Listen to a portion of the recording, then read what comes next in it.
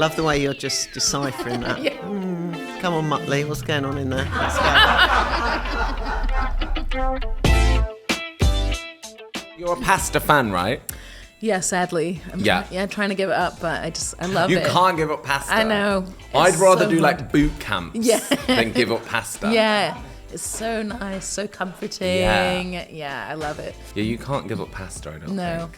I've tried. I but try. Yeah. And you can't. Your quinoa just doesn't cut it. No. It's like, No, it's not. Try as it might. It's not pasta, is it? Yeah. Do you try and like eat non-carbs and because it's so delicious but so stodgy, and especially if you're busy. I'm trying. Makes me a bit snoozy. Yeah. Lockdown was very like pasta filled. So now I'm trying, being on stage singing, you have to be as light as possible. So I'm trying to kind of cut down on the carbs, but it's all you want at the end of the day. Especially when you're on a tour bus and you get off stage and then there's pizza. And so I'm trying to be a bit more cautious. You don't eat a salad on tour. Yeah, exactly. Do you? It's not the one. Yeah. It's not the one. What about in terms of your voice? Do you have to eat certain things, Emily, to make sure that you are sounding tip-top?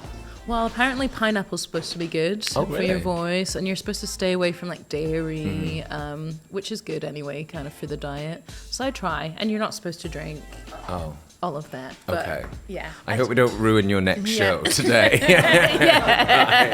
I'm giving you wine and dairy and pasta. Yeah. It's usually, as long as you don't eat too close to the show, I think it's okay. Yeah. That's my rule. Yeah. It'll be all right. Yeah. Right? Yeah. Surely fine. Yeah. Yeah. Well, I've never had Angela's handmade. Do we call it handmade? Yeah, it was made by hand. I've never had Angela's handmade pasta, so I feel like we're in for a treat today. How long did it take you? Oh, my family on my mother's side, they're all Italian, so as the eldest granddaughter, I had to do everything. My brother did nothing, literally nothing. He would do it, he'd go out and all the rest, and I had to go and help Nonna all the time. So, and even when he lived in Tokyo, and we had this lovely pasta in the freezer that we make for Christmas, and it was like in March, and I said, "Oh, Nonna, can I have that?" She said, "No, they're for your brother." I said, "He's thousands of miles away, thousands," and he still had the edge on me. I'm not bitter. Yeah. No, not at all. Anyway, but he doesn't have an MBE, does he? But he doesn't. Yeah. He does not. So I learned as a kid. I was really lucky, Okay, and that was great, and so it was good. So and then I do it as a job. So now it's all right. That looks good. It looks so good. Professional. Yes, so good. Yeah. Did you cook a lot, like as a family when you were growing up? Were you quite a foodie household? Yeah, my dad's a really good cook actually. Oh, really? And he would cook a lot of dishes from Zambia. So we grew up eating a lot of like nshima. It's kind of like a maize meal dough that you kind of have to stir, and it gets thicker and thicker, and then you pull it, dip it into like some nice stews. And my dad's an amazing cook. He's very creative and spontaneous, but he always just nails it. Yeah, that's a good dad in the kitchen, when they just like freestyle. Yeah, exactly. Then my mum would bring the more like British classics, the jacket potatoes. Less chefy. But still delicious. Yeah, exactly. Still delicious. Yes. Yeah. But Dad was like, Zambian spice king. And have you learnt that? Have you picked up some of his cooking and stuff? Not, I mean, I've picked up his spontaneity And and the creativity of it all, but no, my sister actually picked up a lot more of my dad's cooking, but it's amazing. And your so sister's good. A chef, isn't she? Well, she's a very good, I would say she's a chef actually. Thank you. Wow, thank you, Angela. Thank you so much. So, Angela, what have we got going on here? I know it's pasta. So we have tagliatelle with wild mushrooms, dried porcini, parsley, a bit of lemon, garlic, and a secret ingredient, if you can guess it. This is to test Nick after now, a couple of months, seeing how his palate. I love the way you're just deciphering that. Come on, Muttley, what's going on in there? Let's go. I can't taste it. Do you know what I mean? Can you taste the lemon? I can taste the lemon. There's something a bit like... I'll give you a cue. Yeasty. Heavy. Yeasty. Spreadable yeasty. Oh, you got it. Marmite. Really? See, Marmite goes brilliantly with mushrooms, you see. And a little bit of Marmite gives it that sort of... How much are we talking? Literally so like good. tiny little bit of a teaspoon. And it melts down in the mushrooms. And it gives it that lovely sort of earthiness to it, I think. Wow. Yeah, that's the Now word, I sound like a earthiness. real chef. No, but that's right. It Earthiness. tastes a bit like Yeah.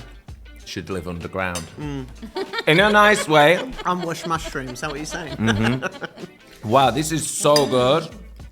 And so once you have a recipe, do you kind of, when do you know it's complete, or do you keep evolving it as you... I think you to keep well, no, something like this, you know, it works, and you might like one day not put the Marmite in, or you might not have the lemon or something. But I think at work you're always evolving, because I think you look at a dish, and I think also because you're doing a dish day in, day out. Right, yeah. And sometimes you get bored and you go, okay, I'm going to tweak that or change that, or a new ingredient comes in, or different season. So it does evolve. It's probably, I mean, well, I imagine songwriting must be how do you know you finished a song? I mean, how do you know that is it, and then you sing it and you suddenly, I mean, you know. The fun part's the very beginning when it's like, let's jam, and like the little groove comes. The not so fun is when you have to get more disciplined and like start honing it in, mixing, mastering, like the verses. Usually that's kind of where you have to dig a bit deeper. But yeah, it is hard to let go, you know, is it ever really going to be ready until someone just like pulls it off of you? I think it's the maddest skill on the planet, like being able to write a song and sing a song and then have it connect with millions of people. It's like a superhero power. Crazy. It is really crazy. Have you ever tried to write one? Well, as a teenager, because I used to love music, and I was in like the brass band and the choir, and then I had a guitar, and I was like, I'm gonna write. I found my lyrics. Yeah, They're really bad. They're really bad. Yeah, I was looking through all like my old scrapbooks and stuff, and I read the lyrics, but they're like classic teenage emo. Like they're so bad, like so bad. And I have. But they could have a renaissance now. You never know. They could. Yeah. There are some like shocking lyrics out. There are actually. Yeah. I'm sure you're probably doing a lot better than something out there. Pretty bad. But do you remember your first songs, Emily, that you sat and wrote? And how were your parents when you started writing songs and wanting to sing? Because I wanted to do that, but my voice was horrible.